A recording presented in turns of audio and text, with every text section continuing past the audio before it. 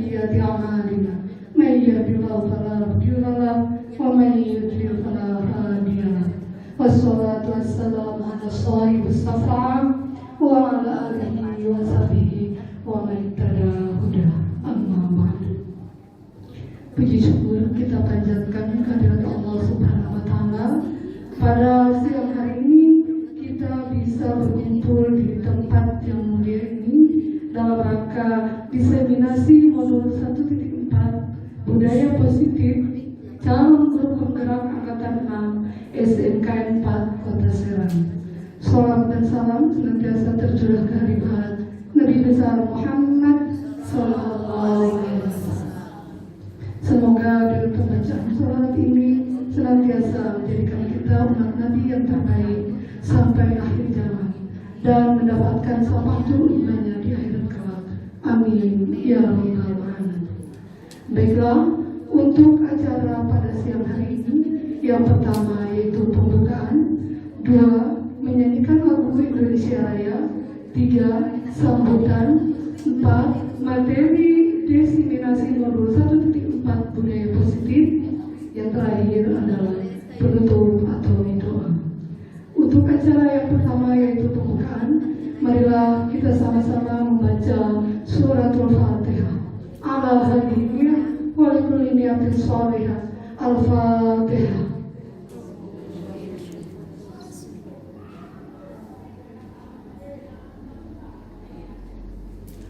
Untuk acara selanjutnya yaitu menyanyikan lagu Indonesia Raya yang akan dipimpin oleh Ibu Laras. Kepadanya disilakan.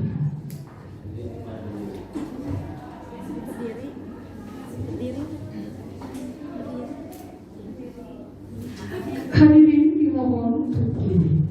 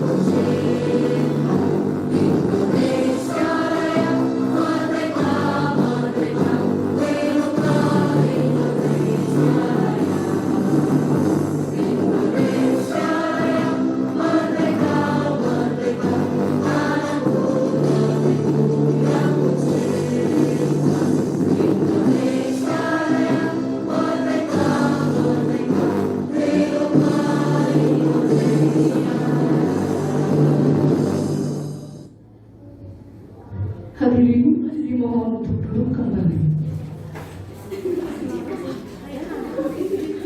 Untuk acara selanjutnya yaitu sambutan dari Kepala SMK Negeri 4 Kota Serang kepada Bapak Haji Andi Kusnadi SPDI disilakan.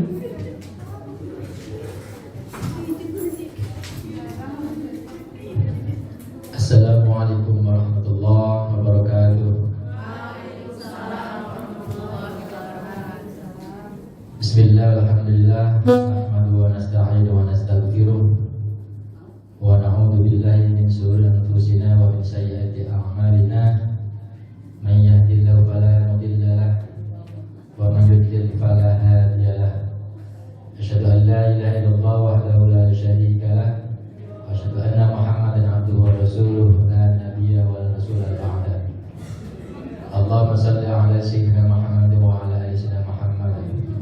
Asyhadu an la ilaha illallah wahdahu la syarika lahu wa asyhadu anna Muhammadan abduhu wa rasuluh Yang saya hormati Bapak Wakil Kepala Sekolah SMK 4 Kota Serang, Bapak-bapak, ibu-ibu, Dewan Guru SMK Negeri 4 Kota Serang yang saya banggakan.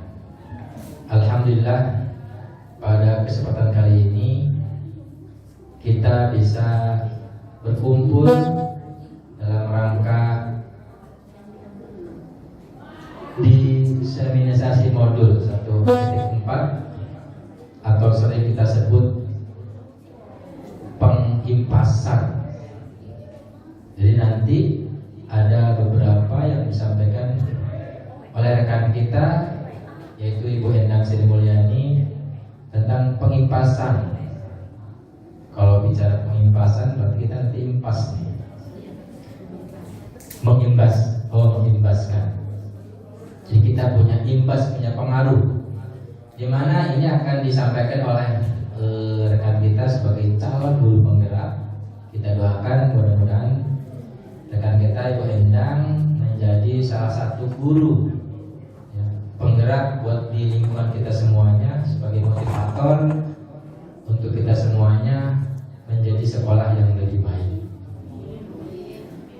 Selanjutnya, sebagai kepala sekolah SMK 4 Kota Serang, mendukung kepada Bapak Ibu semuanya yang nanti ada kesempatan ikut calon guru penggerak, maka silahkan ikuti dengan baik dan sampaikan apa-apa yang telah diterima, kemudian tularkan ke kita semuanya. Mudah-mudahan kita semuanya sebagai Dewan Guru bisa mengimplementasikan kepada anak-anak kita ilmu-ilmu yang sudah didapat di dalam guru penggerak. Mungkin itu yang bisa saya sampaikan. Saya ucapkan terima kasih. Wassalamualaikum warahmatullahi wabarakatuh.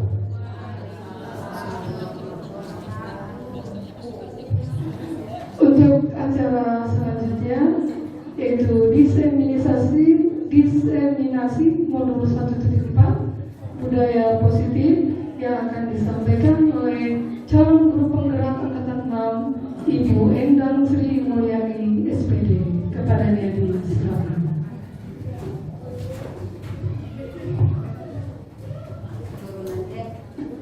Bismillahirrahmanirrahim. Assalamualaikum warahmatullahi wabarakatuh. Yang saya hormati Bapak Kepala SMK Negeri Kota 4 Serang, para wakil kepala sekolah SMK Negeri 4 Kota Serang, Bapak Ibu guru yang hadir pada siang hari ini, terima kasih yang sebanyak-banyaknya kami aturkan atas kehadirannya siang ini, di mana ini salah satu tugas bagi saya untuk mengimbaskan diseminasi itu adalah pengimbasan. Artinya apa yang saya peroleh ini satu modul. Jadi di modul 1 itu ada 4 modul. Jadi mulai dari 1, 2, 3, dan 4. Sekarang saya menjalani sampai modul 2.1. Insyaallah ini nanti akan sampai bulan Maret Mei 2023. Nah, itu seperti ini. Baik Ibu Bapak, saya akan menyampaikan.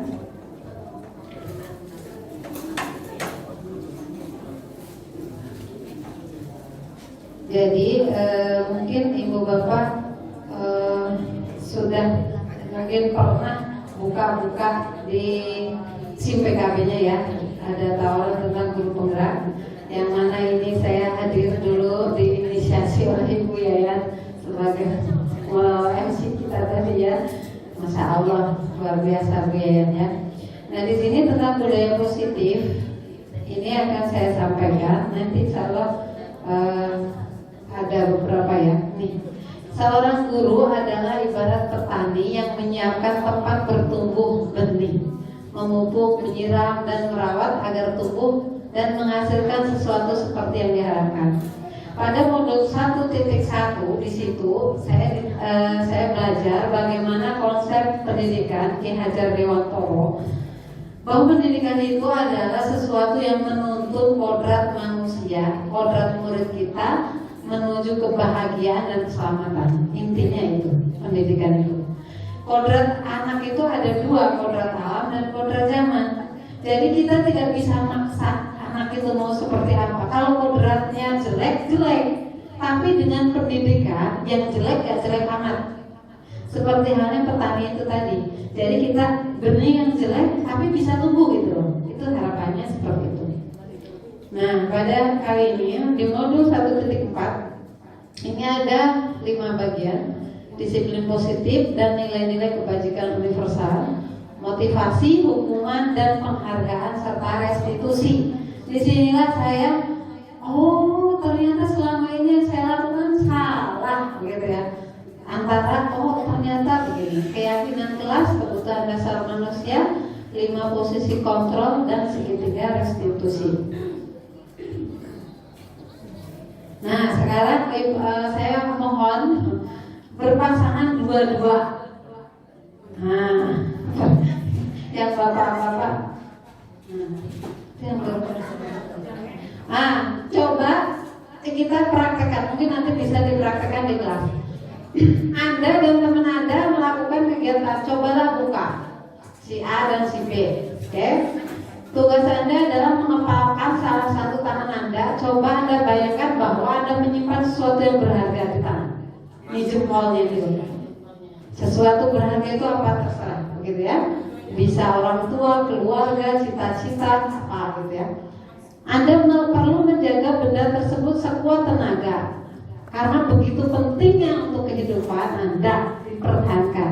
Tugas si B, gimana caranya itu direbut, gitu ya? Membujuk, menghardik, intimidasi, dimarahin, begitu. Jadi satu buka, satu, boleh dicoba. Satu buka, satu ini. Satu temennya yang satunya nutup, teman satunya yang buka. Gitu. Siapa misalkan nih Bu, saya buka salah satunya. Buka gitu. Sekuat tenaga gimana supaya sekuat gimana caranya? Kalau sudah buka ketiak.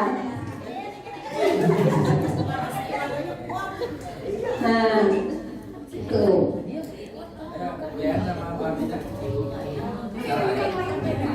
Itu benar sampai digigit.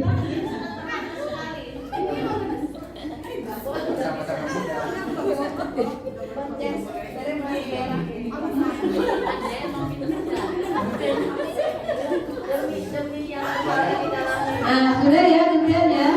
Nah kira-kira ketika tadi dari permainan itu, kira-kira sebenarnya yang bisa membuka, merelakan untuk membuka atau menutup itu siapa? Dirinya sendiri. Sama halnya kita memaksa murid supaya begini begitu. Kalau dia tidak membuka diri, maka apa yang kita ajarkan betul amat ini anak bocah. Itu karena dia tidak membuka diri. Sama halnya kita juga sebagai pendidik begitu ya. Ketika tidak membuka diri, tidak merelakan diri kita untuk sesuatu yang baru datang untuk kita, maka tidak akan pernah masuk. Itu ibarat kata. Nah sekarang tentang disiplin.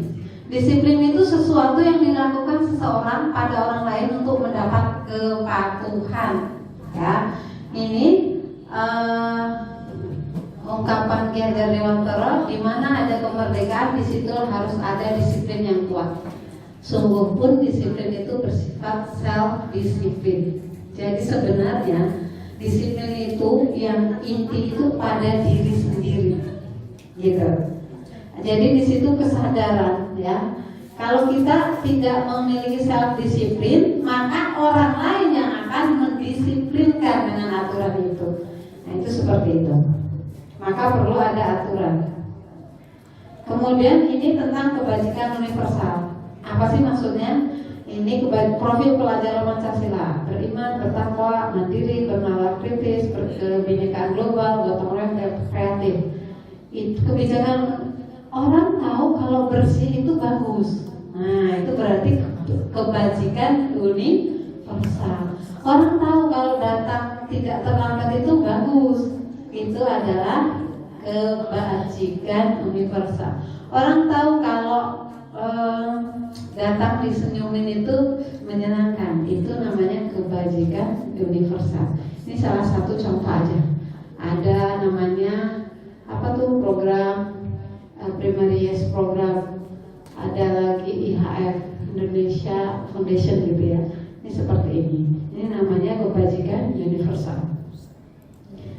Nah, ketika orang ingin berdisiplin itu ada 3 motivasi di dalam dirinya. Yang pertama, untuk menghindari ketidaknyamanan atau hukuman. Kadang-kadang kita tidak mau, tapi nanti kalau diomongin gimana?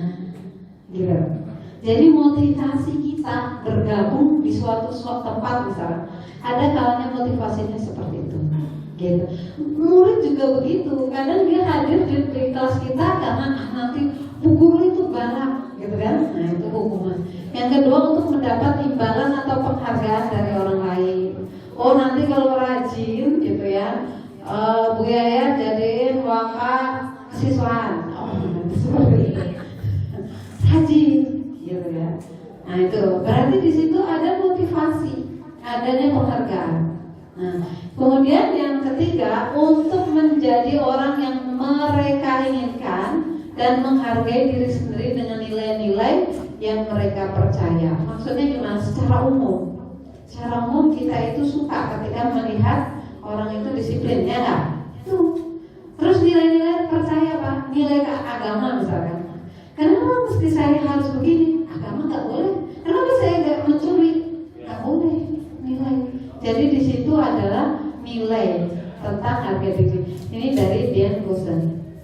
Nah, di sini ini tentang apa sih bedanya hukuman, nah disiplin, konsekuensi dan restitusi, gitu ya. Suatu yang menyakitkan itu adalah hukuman, ya. Kemudian konsekuensi sesuatu yang harus terjadi. Restitusi merupakan pilihan. Nanti ini kalau saya emang ini baru, gitu ya. Pas ini begitu, gitu ya. Tidak nyaman untuk murid anak jangka waktu panjang. Nanti muncul dendam. Nah, itu seperti itu. Tidak nyaman untuk murid untuk jangka pendek, karena kalau konsekuensi itu adalah sesuatu yang sudah disepakati. Kamu telat nanti begini ya, sepakat nggak? Enggak Bu, ini aja. Nah, itu konsekuensi. Kalau restitusi menguatkan untuk murid dalam jangka panjang. Jadi setelah lulus pun nilainya akan dibawa. Hukuman korban mendapat keadilan. Ini korban bisa diabaikan karena tadi tahu konsekuensi. Kalau ini korban mendapatkan ganti.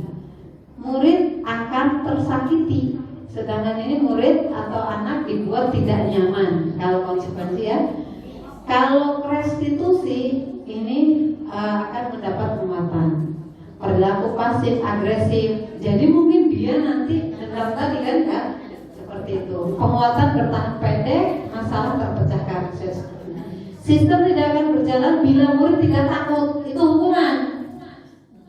Jadi kalau murid tidak takut, tidak akan berlaku itu. Terus memerlukan monitoring, supervisi. Kalau yang restitusi, murid belajar bertanggung jawab. Ini agak panjang ya, contoh-contohnya. Nah ini ya, negatif, netral, positif. Berlaku hanya pada sebuah institusi. Kalau hukuman itu ya. Jadi bisa jadi dia nurut di sekolah, tapi nggak nurut ketika di masyarakat. Itu ketika hukuman, karena hukuman itu berlaku di situ.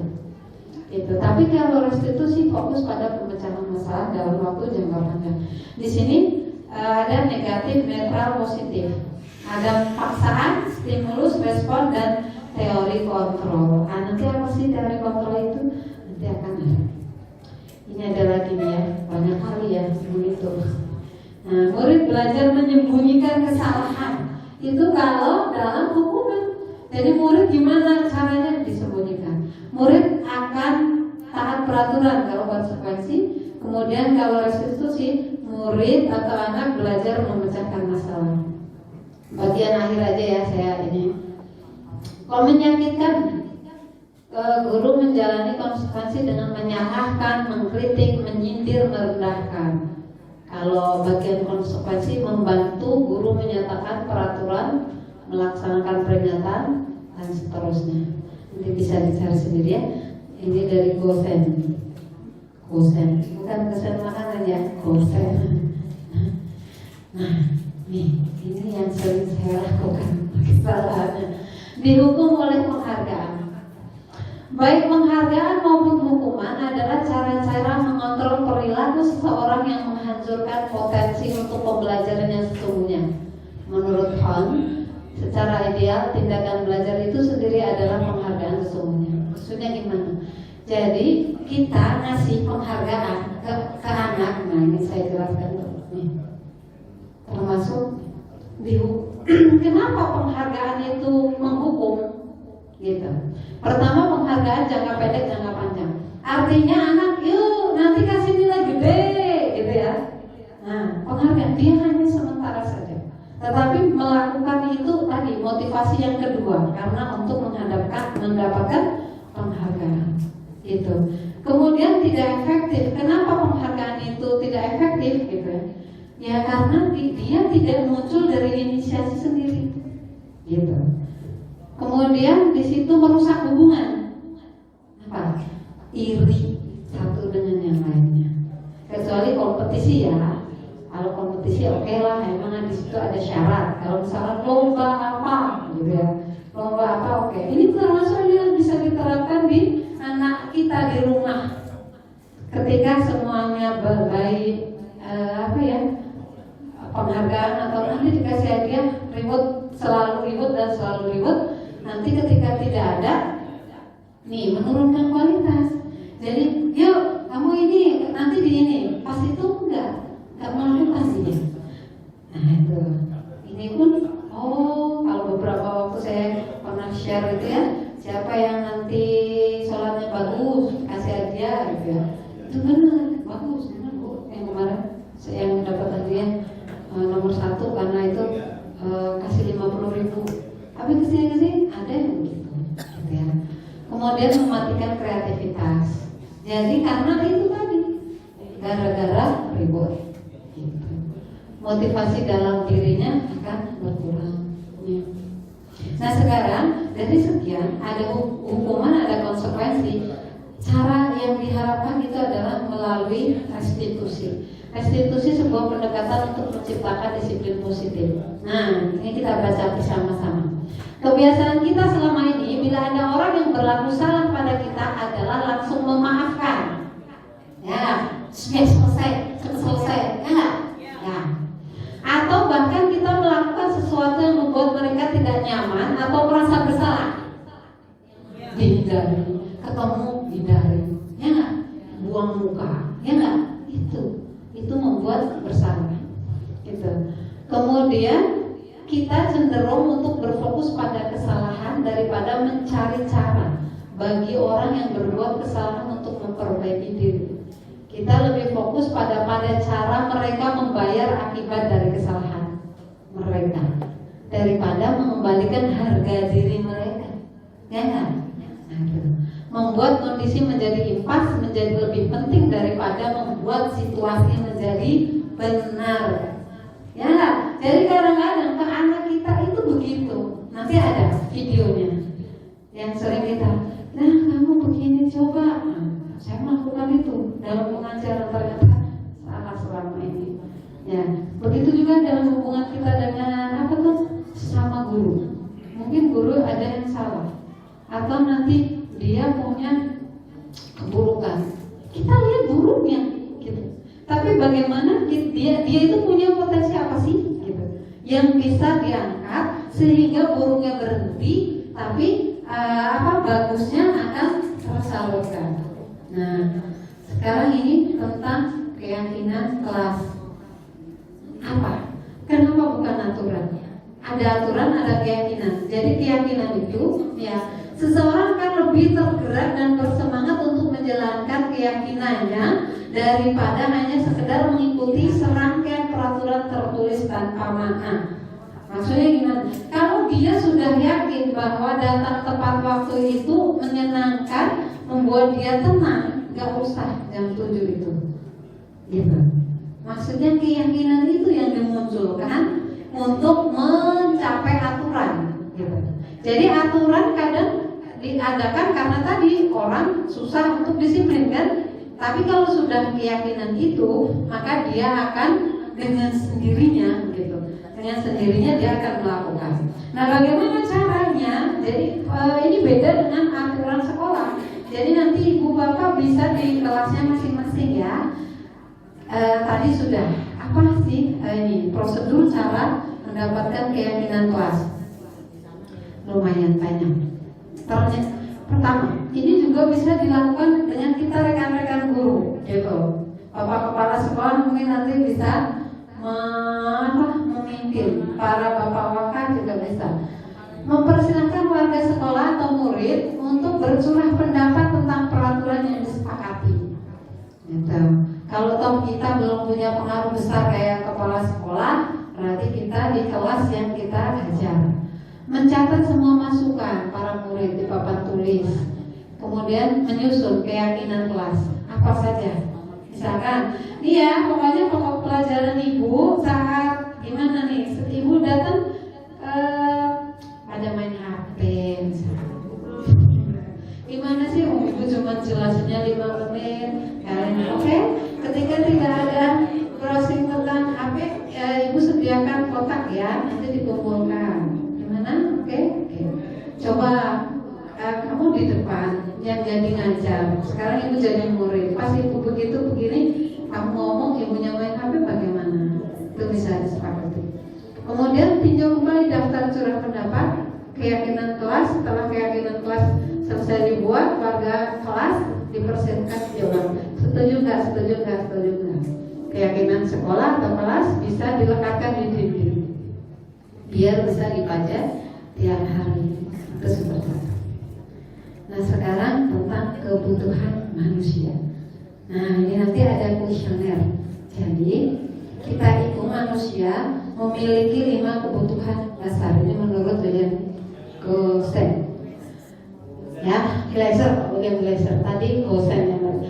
Kebutuhan bertahan hidup, makan, minum, tempat tinggal yang pokok. Kebutuhan sayang dan rasa diterima. Nah, ini nanti ada saya bagikan. Ya, saya bagikan diisi nurut masing-masing. Gitu ya. Nurut masing-masing. Kemudian penguasaan. Nah, ada loh teman guru kita itu kok begitu. Nah, mungkin ini dia sebenarnya kebutuhan yang paling besarnya ada di penguasaan. Pengennya menguasai semua. Kalau tidak ditempatkan pada tempatnya, dia nanti akan berefek buruk, gitu. Nah, nanti kita lihat kebebasan, nggak mau diatur. Ada anak yang begitu tipenya. Nah, ditempatkan sesuai kesenangan, kebutuhan untuk merasa senang, jalan, shopping. Nah, itu juga bagian dari kebutuhan, gitu. Nah, ini saya akan bagikan kuesionernya. Nah, nanti 1 sampai 10 boleh ya, walaupun ini itu diisi dibaca sesuai dengan 1 sampai 10 itu berarti kalau tinggi termasuk saya, berarti kebutuhan akan kasih sayangnya besar. Nah, apa? Contohnya ada di sini poin-poinnya. Kalau 11 sampai 20 itu kekuasaan. Poin-poinnya ada di situ, maka dilihat. Kemudian 21 sampai 30 kebebasan. 31 sampai 40 kesenangan. Baik, kira-kira berapa menit nih? 10 menit kali ya, atau 5 menit gitu. Untuk diisi minimal untuk diri sendiri. Boleh nanti itu untuk namanya diagnostik kelas ya. Diagnostik kelas. Nah, itu bisa nanti soal ini dipakai kasih.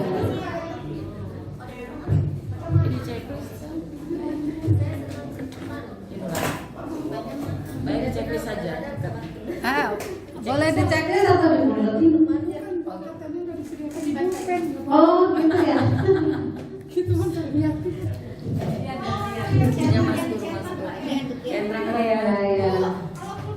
Nah nanti misalkan ibu kakak, oh saya kurang, ternyata saya banyaknya kesenangan bukan penguasaan. Wah ini kalah nanti kalah sama yang punya keinginan kebutuhan tentang penguasaan.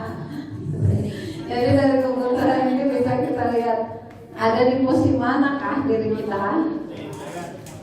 Nanti dijumlah ya.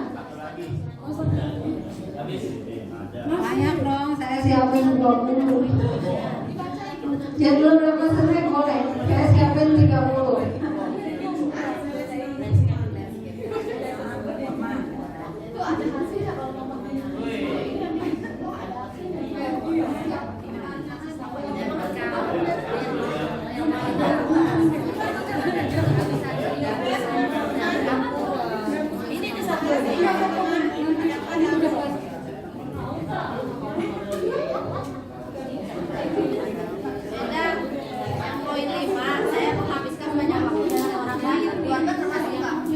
Kalau yang lain itu enggak teman ya, di luar. Terserah lah, pokoknya nanti dijumlah. Jadi 1 sampai 10 totalnya berapa? Nah terserah, dicoblos kayak dicontrek kan. Benar ya? Sangat benar. Bu, 1 sampai 3 ini nggak ada 2 ya? Nggak ada, 4 juga nggak ada. Ganjil, terus ganjil. Ayo ganjil. Iyalah, ganjil laginya 1, bapaknya 1. Nggak tahu kalau menganggap ini.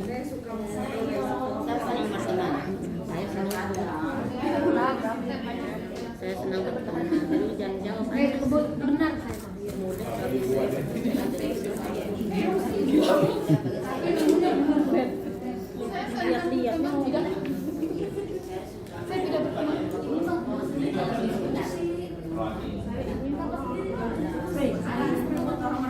Kok di sini nggak ada saya ingin makan? Nanti setelah ngisi perwakilan ya, banyak yang mana bener nggak? Ya, coba untuk diri sendiri saja. Penampilan saya sangat penting bagi saya. Saya minum dulu.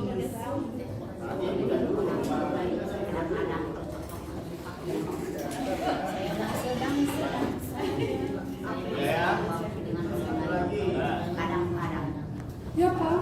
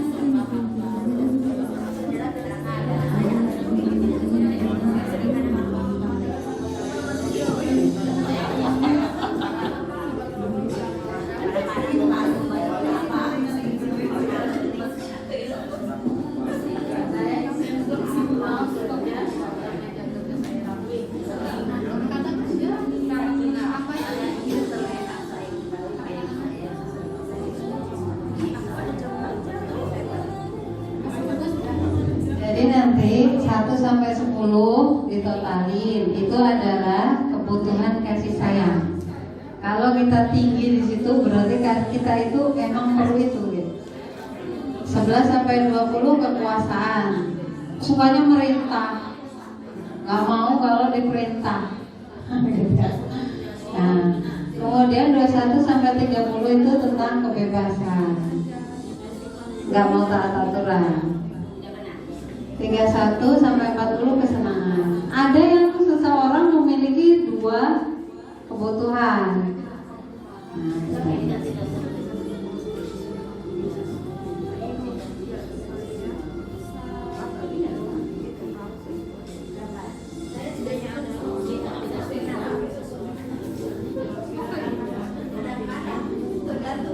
Saya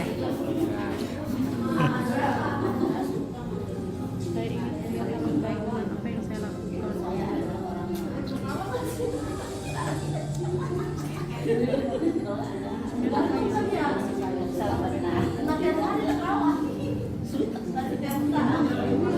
Pokoknya diisi berdasarkan hatinya. Jangan terpengaruh sama temannya. Soalnya tidak dengar. Itu tentang kesenangan. Ya, jumlah per itu 1 sampai 10 itu kebutuhan kasih sayang. Itu berdasarkan pertanyaan. Iya, 1 ditambah 3 ditambah 5 ditambah 1 ditambah 3 tambah 5. Enggak, maksud itu 40 itu soalnya kan ada 40. Soal 1 sampai 10 itu kuesionernya tentang kebutuhan akan kasih sayang.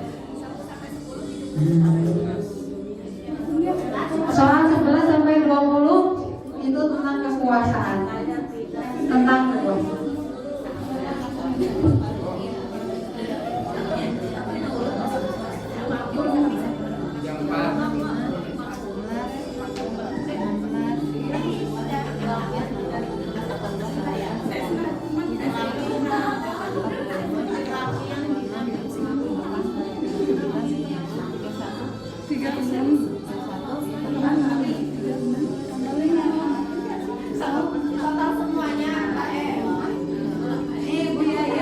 Yayan soal 1 sampai 10 totalnya 34. 10 sampai 20 gitu ya. Yang sudah selesai boleh benar ya gitu. Saya itu boleh satu audien wajib udah cerita udah. Banyak mana antara 1 sampai 10 berapa? Orang berpikir saya bodoh deh.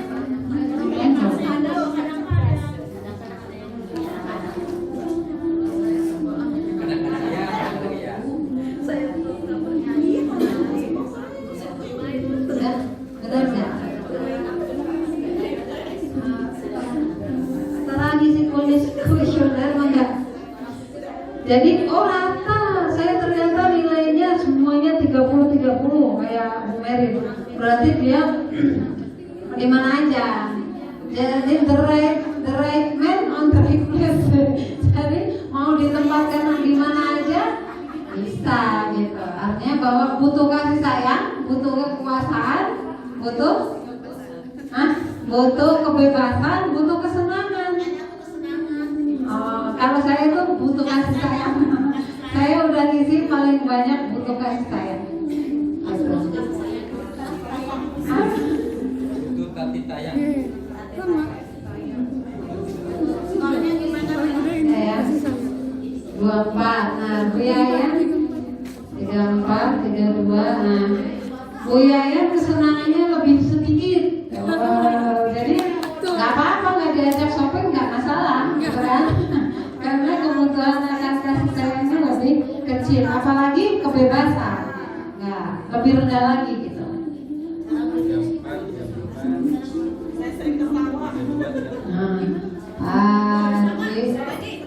Pagi sama. Mana-mana bisa dah. Apa? Sukma berarti. Nah, bunda bagian kasih sayang dikit 28. Wah, yang paling banyak adalah kesenangan, bunda.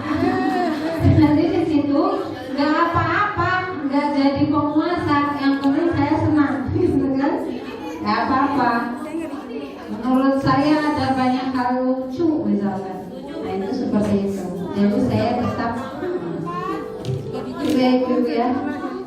Kasih sayang. Dan terus. Sudah ya? Karena masih ada, saya lanjutkan ya Ibu Bapak. Nanti dilanjutkan di rumah. Saya itu ininya gede-gede nggak pusing. Kalau di kamar ininya tuh. Coba satu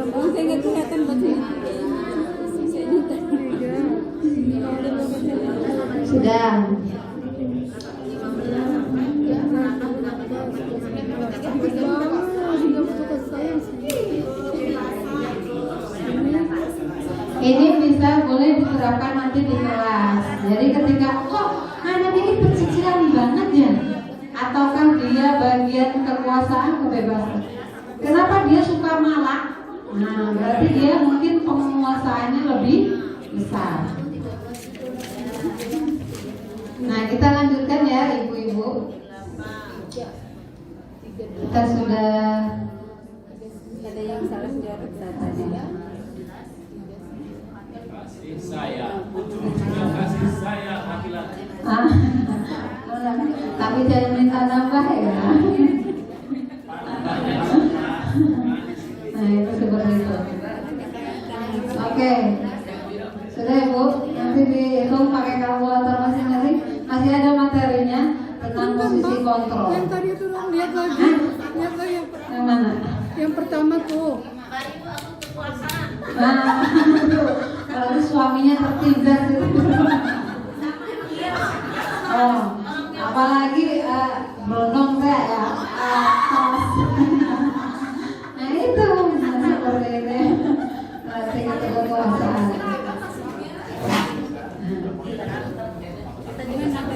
Kalau bapak kepala sekolah apa Pak? Oh iya.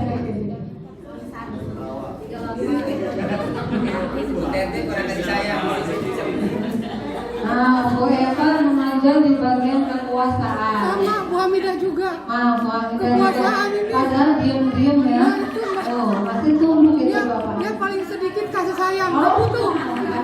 Nggak butuh kasih Nggak butuh sayang. dia. Sama kesenangan nggak butuh Mbak. Nggak butuh. Yang penting ini ya. Apa? Oh, kasih sayang. Sama dong saya juga gitu. Apa itu apa?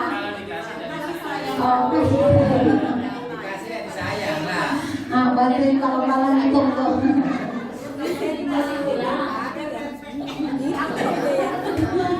Masalahnya LDR kan.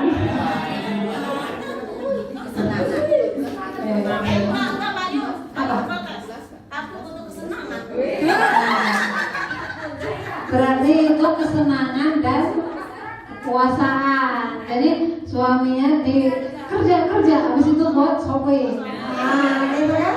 Setuju? Dia kebutuhan saya ke Nah, restoran. nah, ya betul.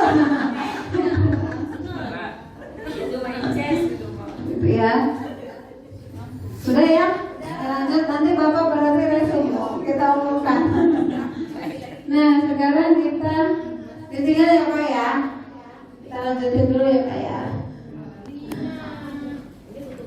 Masih ada soal kita nonton disiplin. Ini posisi kontrol. Nah, kita sebagai guru tadi dalam memberlakukan aturan ada namanya tadi loh, bahwa manusia itu kodratnya sudah ada dari sononya. Dia baik-baik, dia jelek-jelek, dia dermawan-dermawan, dia pelit-pelit gitu ya. Itu sudah dari sononya. Tapi ketika dididik setidaknya yang jelek ya jelek aman. Kita nih sebagai posisi penghukum, membuat merasa bersalah teman, pemantau dan manajer.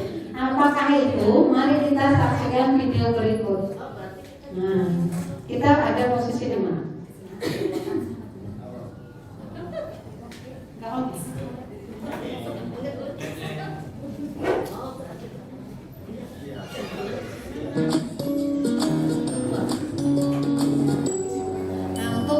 Salam bahagia ibu dan bapak guru hebat.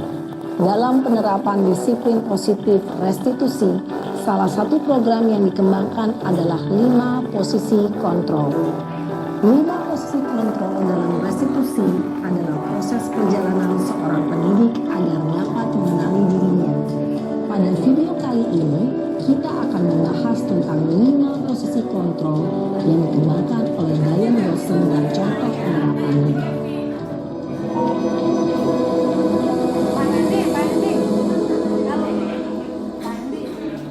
5 posisi kontrol itu adalah 1.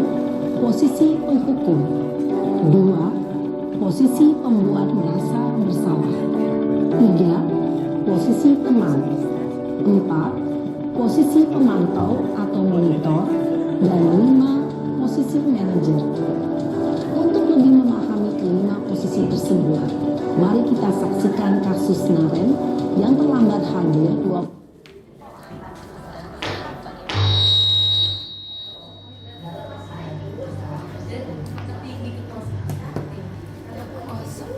Ini posisi penghukum. Ya. Nah ini ada anak yang terlambat. Dihukum. Injas sejalan. Bener kan?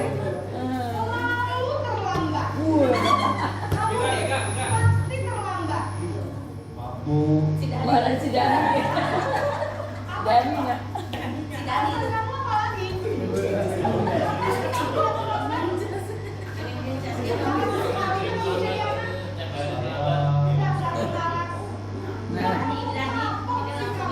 Aku dikasih label. Sana, kamu keliling lapangan basket. Ibu sakit. Kenapa? Kamu lawan ibu.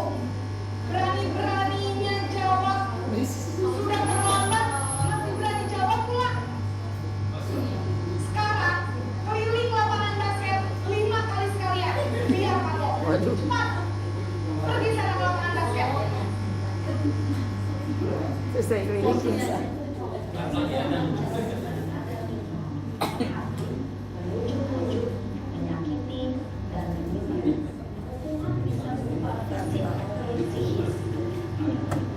Ibu dan bapak pun hebat. Dampak yang terjadi pada murid ketika ia berada pada posisi penghukum adalah murid cenderung akan memberontak, bahkan menyimpan dendam.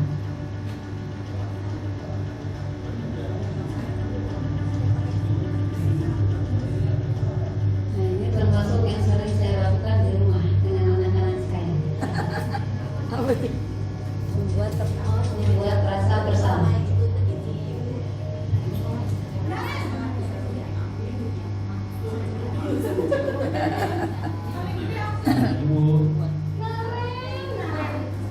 Kamu kenapa terlambat lagi, Nak? Ya Tuhan, Naren. Kamu senang ya bikin ibu susah ya? Kalau kamu terlambat lagi, nanti ibu yang kesalahan. Oh, Nak. Bisakah ibu tidak bisa membina kamu?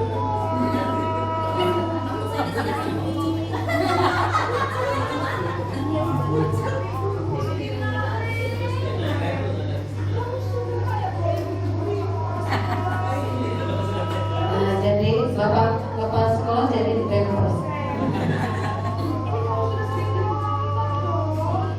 Ibu harus apa coba? Siapa yuk? Ya sudah, lain kali jangan bikin ibu susah lagi ya. Sudah. Ibu udah apa lagi kalau mau begini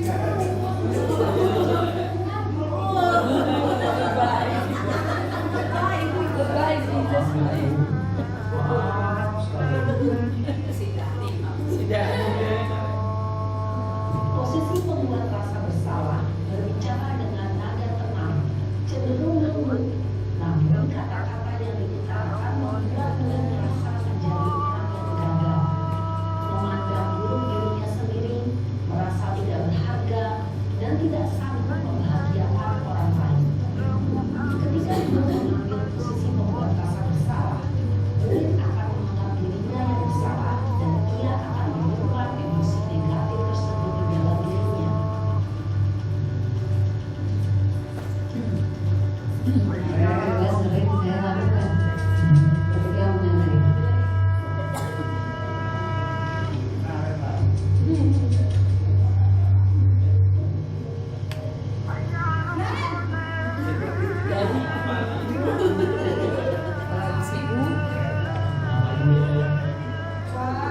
sudah jelas.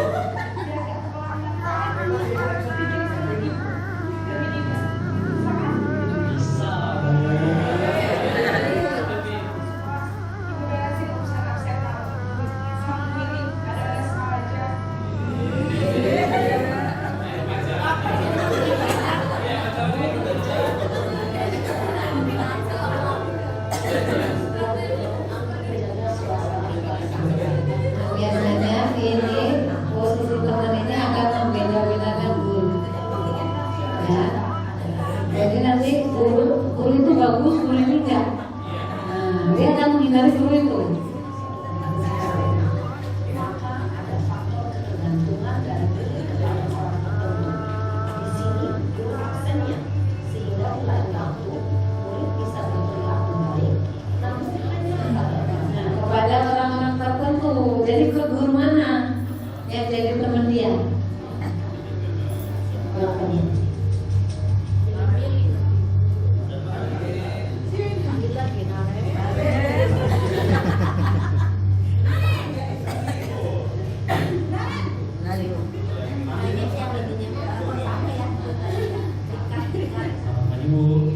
Nah, apa peraturan sekolah kita tentang jam berapa kita harus masuk sekolah?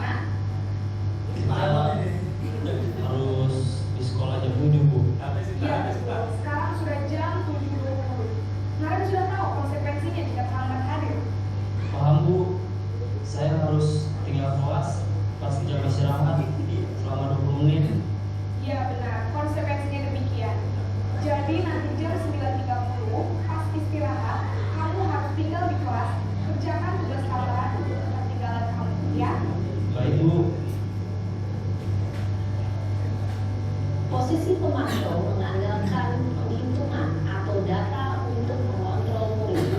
Guru mengarahkan murid berdasarkan peraturan dan konsekuensi.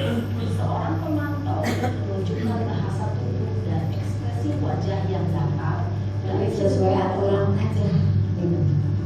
Ini posisi pemantau. Nah, yang terakhir adalah posisi manajer.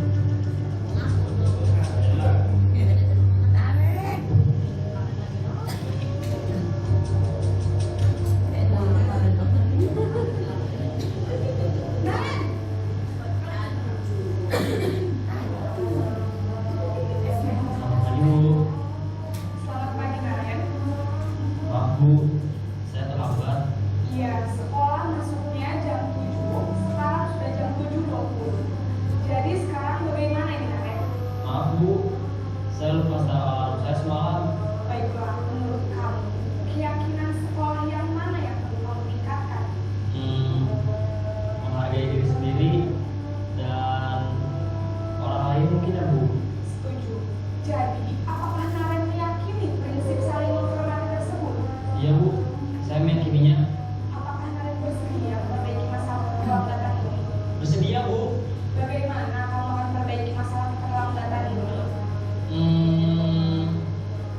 Saya akan coba untuk tidak lupa menyetel alarm saya, Bu. Baik, kalau Naren lupa menyetel di rumah, ada orang yang kira-kira bisa bantu mengingatkan tidak? Ada, Bu. Kakak saya, Kak Emma. Ada lagi selain Kak Emma? Selain Kak Emma, ada ibu saya. Baik, jadi yang ya adalah Kak Emma dan Ibu kamu ya. Kira-kira akan mulai setel alarm kapan nih Naren? Setelah pulang sekolah, akan segera saya lakukan. Baik, jadi Naren akan setel alarm untuk bangun dari pagi dan akan diingatkan oleh kakak dan ibu dan Naren ya. Ada lagi yang perlu dilakukan Naren agar tidak terlambat bangun lagi. Tidak ada, Bu. Baik Naren,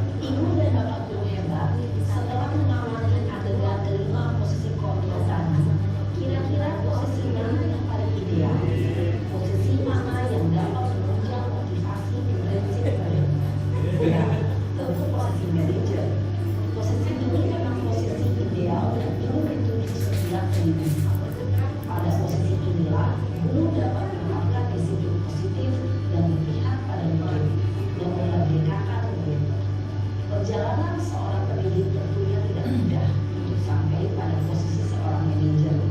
Namun tujuan kita pasti, yaitu menciptakan murid-murid yang mandiri, merdeka, dan bertanggung jawab. Semoga penggambaran 5 posisi kontrol yang telah diperlihatkan ini dapat menjadi ajang refleksi bagi kita semua, agar dapat terus mengasah dan menerapkan disiplin positif yang memerdekakan murid. Mari terus berlatih dan bersemangat. Selamat menerapkan. Salam dan bahagia Ibu dan Bapak Guru hebat. Baik Ibu, jadi kita mengajar pada posisi mana? Ya, jadi lama. Nah, di sini ada namanya segitiga restitusi. Ini bagian akhir, udah di ujung. Jadi kita sudah pernah mengajar dengan posisi itu, mungkin pernah melakukan 1, 2, 3, 4 atau mungkin 5, gitu ya. Nanti kita mau seperti apa. Nah, di sini ada segitiga restitusi yang tadi. Jadi ketika anak terlambat, terlambatnya karena apa? Ditanya dulu alasannya. Terlambat itu juga bagian dari ini. Ini ada video satu lagi menggambarkan tadi. Jadi ketika anak melakukan kesalahan itu seperti apa? Salam dan bahagia Ibu dan Bapak Guru hebat. Pada video kali ini kita akan membahas tentang salah satu disiplin positif yang diterapkan di lingkungan sekolah yang dikenal dengan nama restitusi.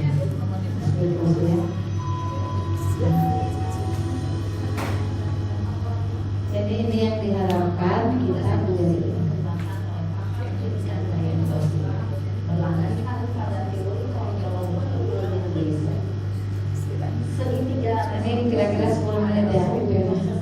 yang dijalankan Kalau nggak nyampe pulang. atau orang tua agar dapat menghasilkan murid yang mandiri dan bertanggung jawab.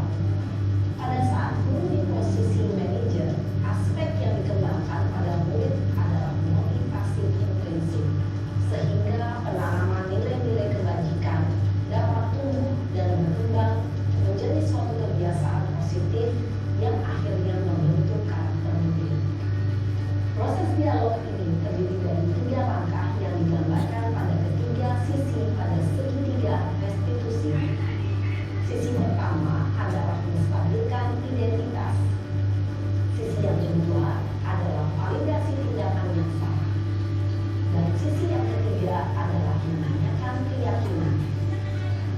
Ibu dan Bapak Guru, berikut ini akan ditunjukkan bagaimana seorang guru berada dalam posisi manajer menggunakan penerapan segitiga restitusi.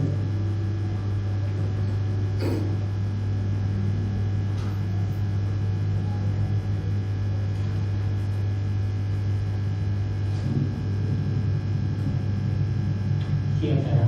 Siapa? Sudah lama nggak ketemu saya? Kenapa hari Ini Iya. ini? anak dipanggil, jadi tidak dipanggil. Masa aku dikatain pembina, Pak? Ya aku marah lah. Aku dari katain TK di depan kelas. Betul banget. Oh gitu. Ya pasti kamu marah dan kesal. Bapak juga akan marah apabila ada yang menyuruh Bapak seperti itu. Kemudian pada saat itu kamu mau melakukan apa? Ya saya langsung ngatain Eka lah, Pak. Betul banget. Saya bentak-bentak dia depan teman-teman lain. Oh begitu. Nanti kamu melakukan seperti itu karena satu alasan tertentu kan? Iya lah, saya diam saja, Pak. Ya saya bela diri lah. Aku saya dituduh tukang fitnah. Ya wajar lah. Mempertahankan harga diri itu sesuatu yang penting ya. Untung kamu tidak bertindak lebih lagi. Hanya meminta Tuhan. Iya, Pak. Untung saya masih bersabar dan hanya meminta saya. Udah terus padahal saya pasti bela diri lah. Ya pasti ya. Tapi kamu memilih untuk tetap bertahan dan bersabar.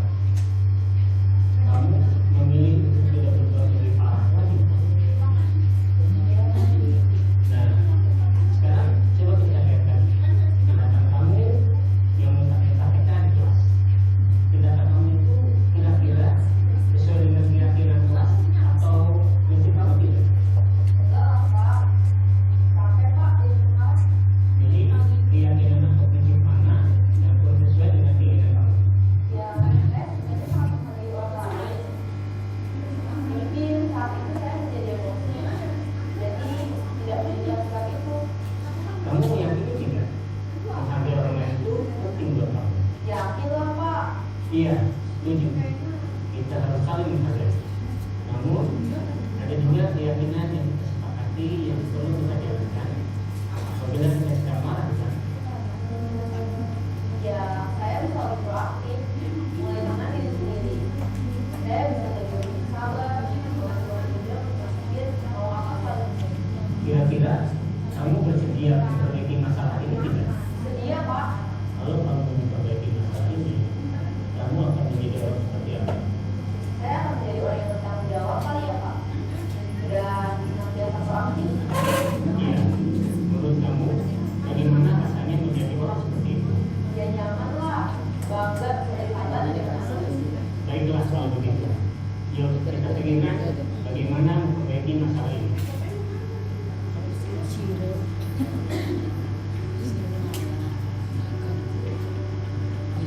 Ibu dan bapak guru hebat. Baru saja kita menyaksikan contoh bagaimana seorang guru berada dalam posisi manajer menggunakan penerapan segitiga restitusi. Mari kita bahas satu persatu. Pada sisi pertama, menstabilkan identitas berdasarkan pada prinsip bahwa membuat kesalahan adalah bagian dari proses pembelajaran. Sisi pertama dari segitiga ini berperan menggeser identitas murid dari identitas gagal ke identitas sukses. Murid yang sedang bertingkah laku yang tidak pantas atau menarik diri saat itu sedang mengalami identitas gagal. Bila kita mengkritiknya, maka posisinya tidak akan berubah. Kita bisa mengajukan pernyataan ini. Risikokan membuat kesalahan sesuatu yang wajar. 2.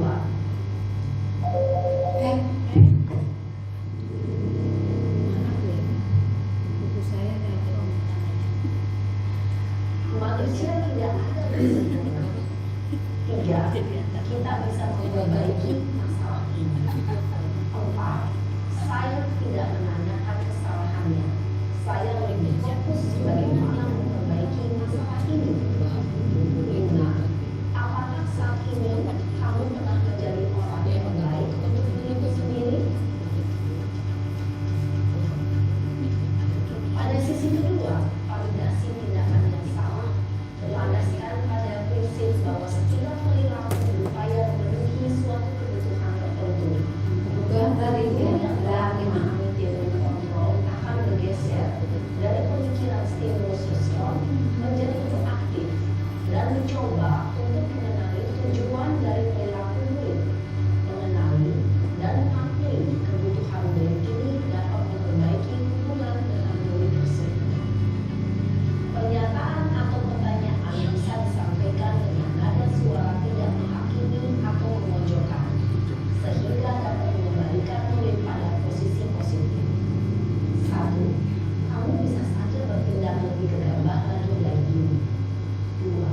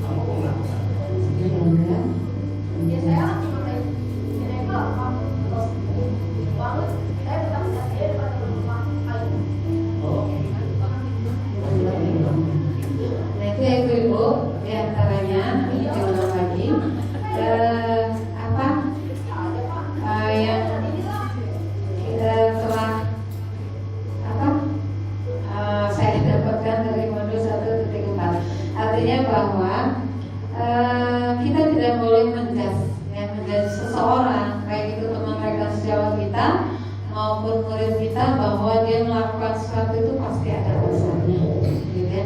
Ada alasan untuk melakukan tindakan.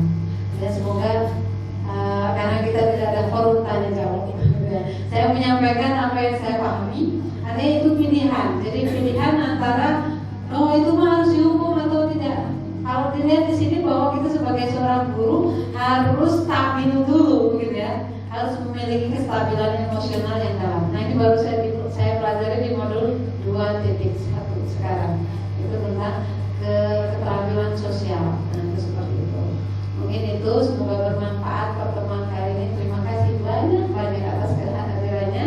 Semoga nanti kedepannya lebih banyak lagi, begitu ya. Harapannya teman-teman yang masih muda ini juga bergerak dan menggerakkan sehingga tidak sendiri, artinya nanti akan terbentuk iklim sekolah yang benar-benar positif. Jadi kita tidak boleh menyalahkan aturan, mulai dari yang terkecil adalah diri kita sendiri. Kurang lebihnya mohon maaf, semoga bermanfaat apa yang saya lakukan di hari ini. Terima kasih sekali lagi atas waktunya. Assalamualaikum warahmatullahi wabarakatuh. Waalaikumsalam. Ya, berikan aplaus untuk Ibu Indah Trimulyani. Ya, terima kasih untuk materinya yang luar biasa. Kita tunggu berikutnya, ya, Ibu Indah. Ya, demikian acara kita pada siang hari ini. Marilah sama-sama kita tutup dengan membaca Alhamdulillah. Assalamualaikum warahmatullahi wabarakatuh. Waalaikumsalam. Foto dulu ya. Foto dulu.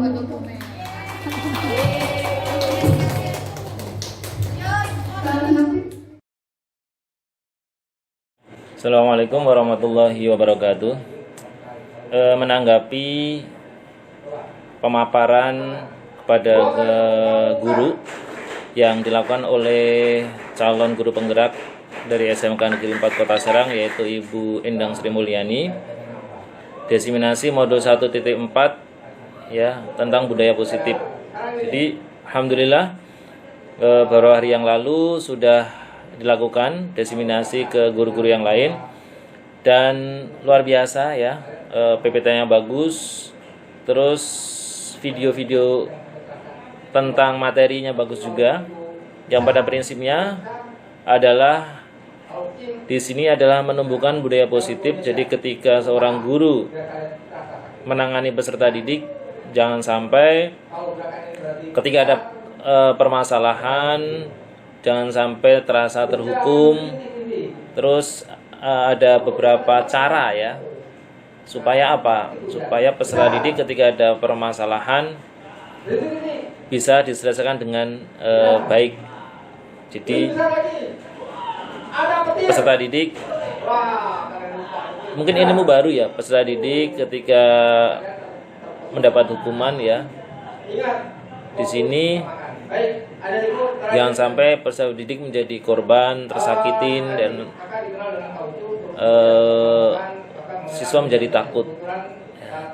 Tapi bagaimana di sini siswa itu bertanggung jawab ya, bertanggung jawab atas segala permasalahan yang ada. Karena jujur aja ya, kadang-kadang guru itu tidak semua punya karakter yang sama. Ketika siswa punya kesalahan langsung dikasih hukuman dan lain sebagainya. Dan ini bisa nanti diteruskan, karena kemarin baru sekitar 20 ya desiminasi ini, karena terbatas kepada guru 20 guru, nanti bisa dilanjutkan kembali, berbagi lagi, karena ilmu ini baik ya, supaya bahwa ketika seorang siswa ada kesalahan, di sini ada sebuah disiplin restitusi ya. Jadi